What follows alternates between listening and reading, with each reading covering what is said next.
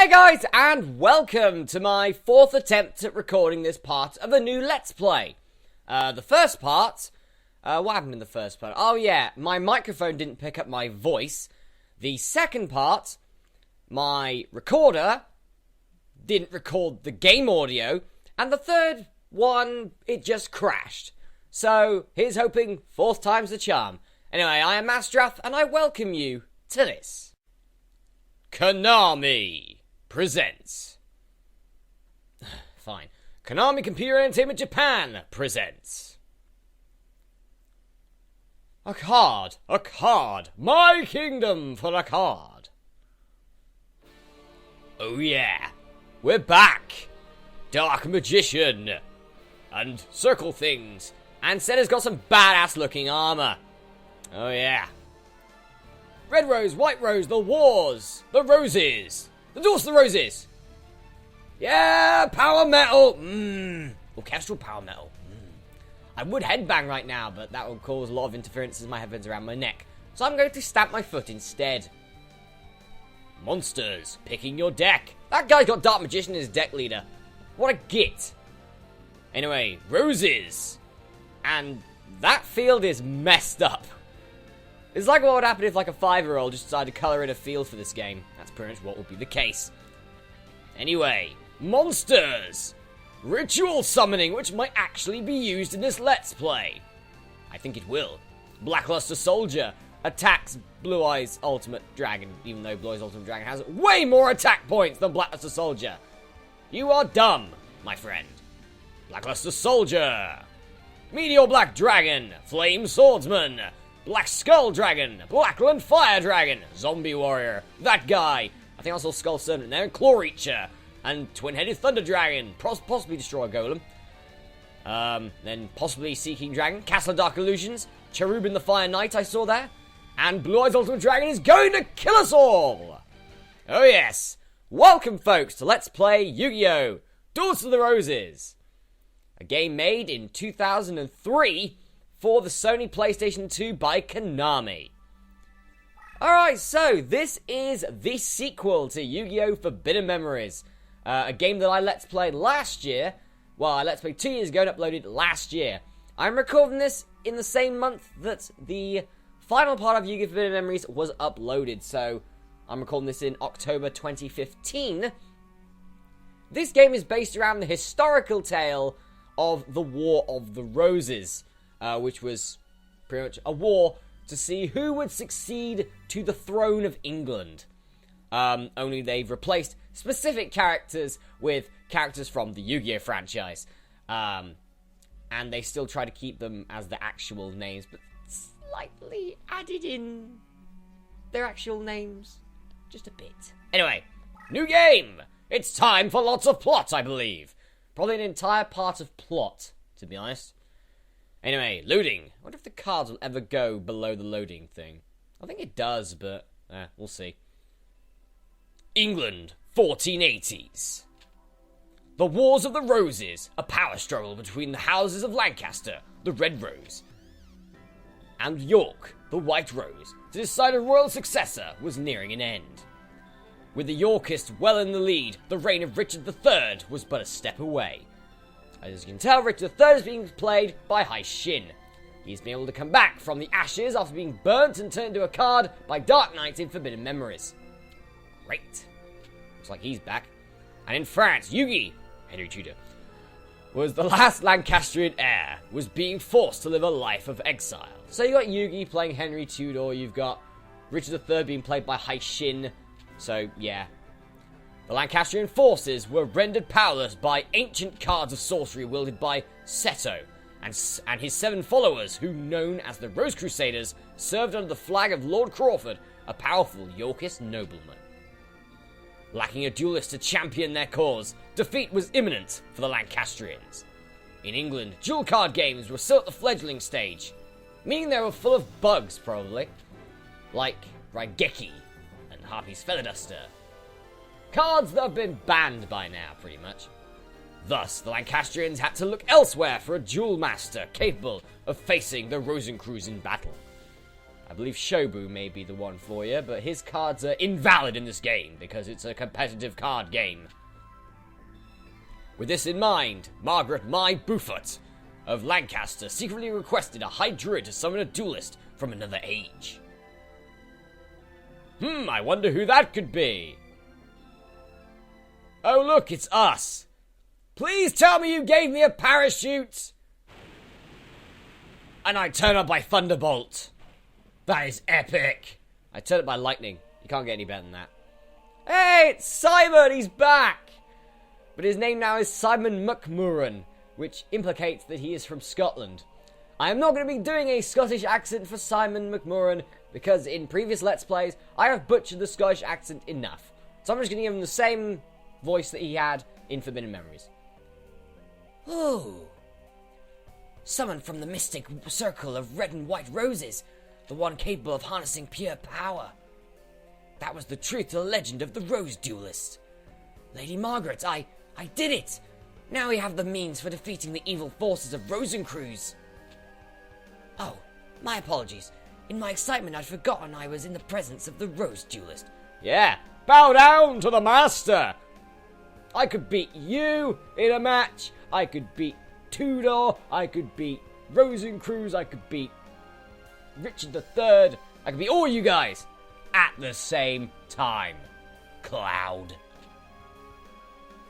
Allow me to introduce myself. I'm Simon McMurran, High Druid and Servant of Lancaster. May I be so bold as to ask the name by which the Rose Duelist would like to be known? Well, this is one of those few games where I can actually put my entire channel name in. Apart from the gaming bit, but never mind. It's always good to put a 9-letter word into a name input section. Very rarely happens. So yes. Masterath, a fine name indeed. Thank you. By the time this video goes up, it'll probably be about 10 years since I first made up this name on my RuneScape account. And I've recently actually just been back on RuneScape, and you have to pick a new name. Someone's taken my name! So I have to be one of those knobheads that puts the or the real in front of their actual name. It's rather annoying, really, but never mind. This is coming from the guy who has real Masterath as his Xbox 360 gamertag. Never mind. Now, here's the situation. The year is 1485. There is no internet. And no bacon. I'm out. Bang! And you are currently in Stonehenge, near Salisbury, England. England is in turmoil with the House of Lancaster's rightful claim of the throne being challenged by the Yorkist usurpers.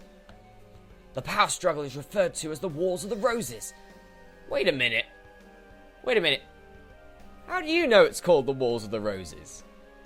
Did, you, Yugi, Haishin, and Seto, Henry Tudor, Richard III, and Rosencreuz sit down one day like the English and the German did on Christmas Day in World War One, with, peace and everything, and just go, so, well, this war's been going on for a while. What should we call it? How about the war that Rosencreuz wins? No, that is terrible. How about, the Civil War? Yes, but which one? Ah, yeah, you got a point there. How about the Wars of the Roses? Are you serious? That is a dumb idea. Well, have you got any better ones? So, the Wars of the Roses. Yeah, sounds good. Yeah. Sounds like a great idea. Anyway, forget this. The Wars of the Roses. A name based on the badges used by both sides. A red rose for the Lancastrians and a white rose for the Yorkists. Yes, the evil guys, apparently, are the whites. Are white in this game. You'd have thought there'd be sort of like a purple or something like that, but never mind. No, Yugi is purple. He's full of purple. And he loves being purple. We might as well just call him Patrick for the rest of the game. He loves being purple. Right now, our kingdom is threatened by the Yorkists and their wrongful claim to the throne. All because the Yorkists enjoy the support of the Rose Crusaders and their sorcerous white rose cards. Using our red rose cards, we summoned you, Masterath, to this day and age. Yeah, so you just summoned me out of my time period. You know, I could, I could be halfway to work. I could be halfway to the pub. I could be halfway through eating a Subway. And you've just just taken me out of my entire... You don't know what situation I could be in. God, there's some really weird situations that you could have transported me into, but I think I'm okay. Are my trousers up?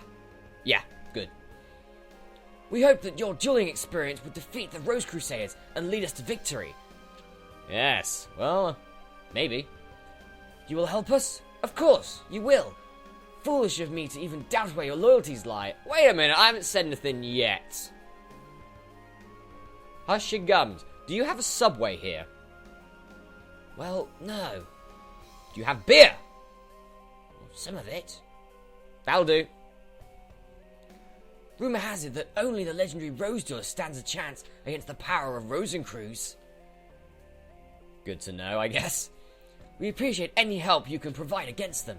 Before I forget, I should warn you that the rules to dueling differ here from there of your age. Here in England, dueling is governed by what is known as the perfect rule. In addition to several minor distinctions, there are two major differences. One is the existence of movement and positioning. The other is the deck leader concept. So pretty much it's a combination of dungeon dice monsters from the anime and the duel leader or duel master kind of bit from the start of Series 3. It's kind of a combination of those. If you've seen the anime or you've played this game, you'll understand. If you don't, savor the moment and I will show you everything.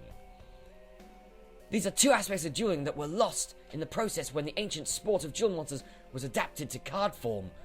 And then Usain Bolt decided to win a gold medal in this too. Great. The perfect rule represents those lost rules that were miraculously revived here in England. Because a lot of stuff in England, not many people want, you know. Yeah. Piers Morgan, for example.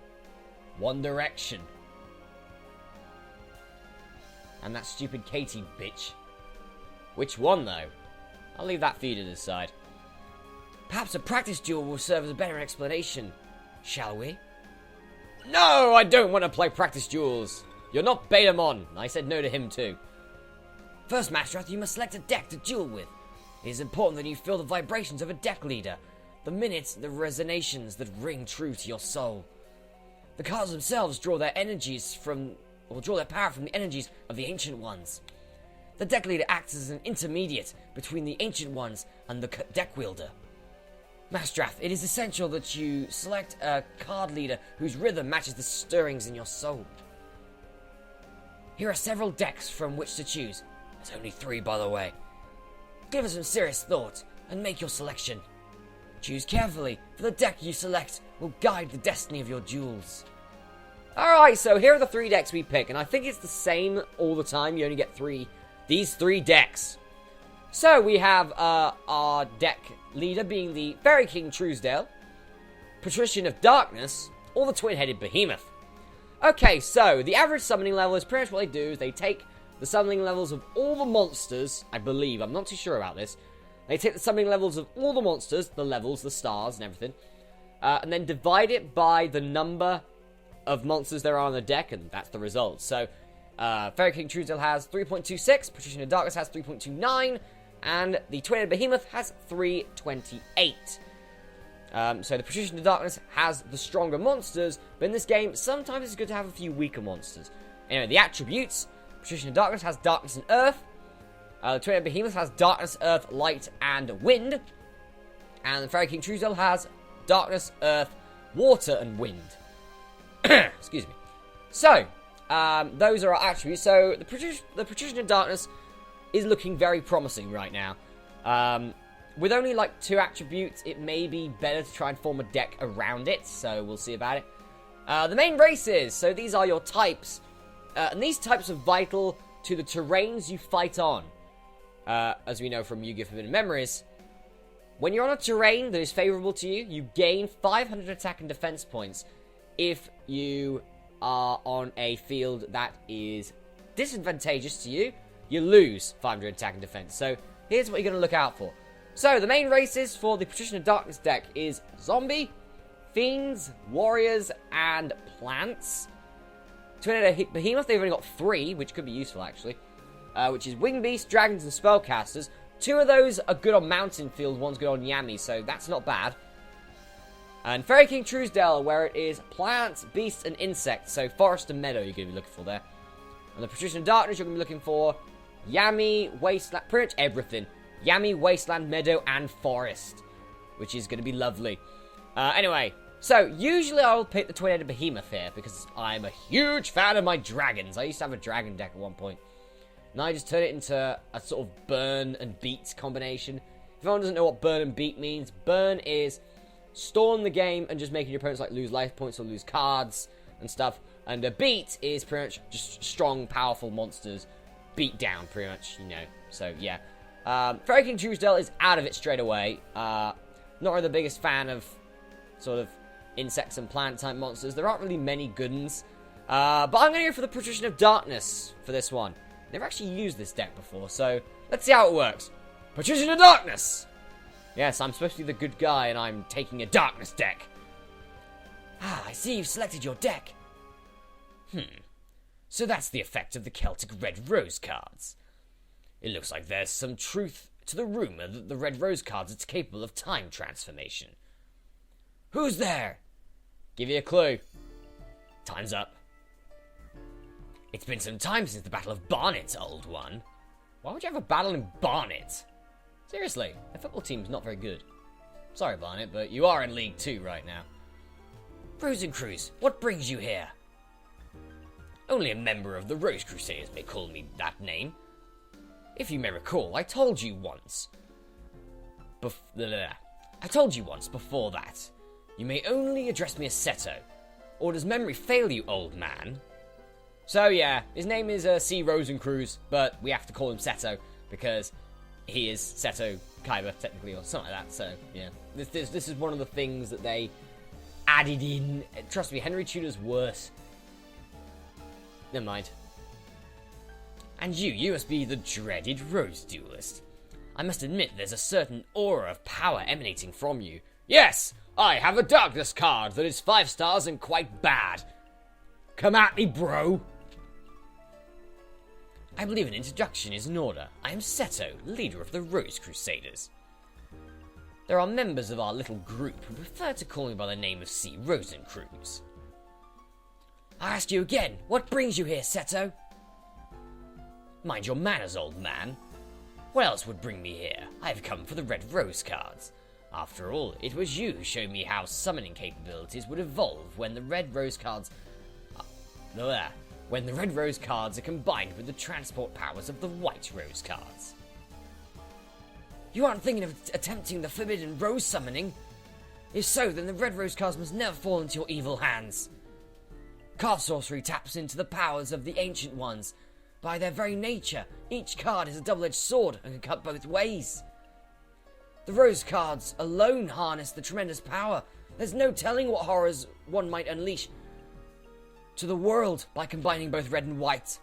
I will sacrifice my own life, if need be, to prevent any form of uttering the spell of doom. Well, it's got to be a bloody nasty spell if it's got that name. Spell of doom? Fool. The 16 red and white rose cards grant power over all. Druid legend has twisted the true meaning of these cards. We Rose Crusaders have sworn to create a utopia free from the ravages of war. Apart from one you've got yourself into, obviously, Seto. We aim to accomplish this with the power of the cards. And we shall do so by extending the rule of Richard III throughout the known world. No response to that, have you, Simon? By the way, it was clever of you to form a circle of red roses within the white rose barrier to summon the Rose Duelist.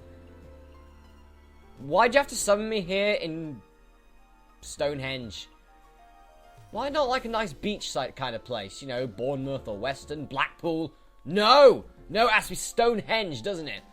A form of eroded away rocks.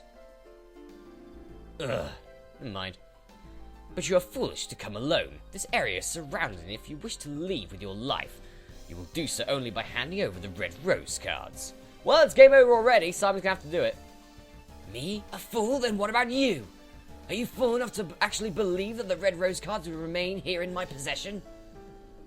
Right after the summoning, I had the cards dispersed among the best duelists to keep them from your tainted hands. Then you leave me with but one option. I shall enlist the aid of your precious Rose Duelist. Hey, nice. You take leave of your senses. And you speak too soon, old man. Heed my words, Duelist. If you wish to return to your proper time period, you will require 16 cards of the red and white roses. The red and white positions must be laid out in reverse of the summoning order to send you home. Seems easy enough. You know the spell? Since you need the 16 rose cards just as much as we do, I propose a partnership. Help us gather the cards and I shall guarantee your return after we achieve our ultimate goal. An absurd proposal. Do you think that the Honourable Masterath would even lend an ear to your ridiculous proposal? Oh, you know, he's got a good point. I kind of miss half my subway. It's gonna go cold by the time I do with you, you know. Can you be so sure, old man? Let me see. Simon's side has 8 of the red rose cards, while my side, the Rose Crusaders, have the possession of the 8 white rose cards. As the numbers are even, simple arithmetic indicates that you could side with either of us. But I'm sure you'll take into account who's winning this war. After all, who was desperate enough to summon you here in the first place? I think it's quite clear which side is better positioned to send you home. Masterath, heed not the words of this power-hungry lunatic. Simon, must you resort to name-calling? I am hurt. I'll tell you what. Why don't you leave the decision to your dear duelist? After all, Simon, the duelist's future is not for us to decide now, is it? Well, yes, but... Splendid. In keeping with the tradition of the old temple gardens, I offer you a choice, duelist. Here are 2 roses. The white represents me, and the red for old Simon here. For the sake of justice, choose the white rose card. Stand by my side, duelist. Choose the red rose. Alright, so now we have a choice. We can either side with the Lancastrians and Simon and Yugi, or we can actually side with the bad guys, and we can side with Seto and the Yorkists. Alright, so... I'm going to go for a break here. I know, I'm a bit of a dick for doing so, but this has gone on for far too long already, and I want to see if this part actually has played, which would be great.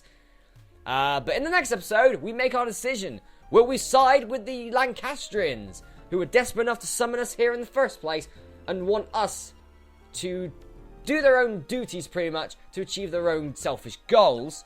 Or do we side with the Yorkists, who have guaranteed our safe return and are winning the war, after all? Seems simple enough to me. But what will I choose? Find out in the next episode of Let's Play Yu-Gi-Oh! Duels of the Roses. I'll see you then!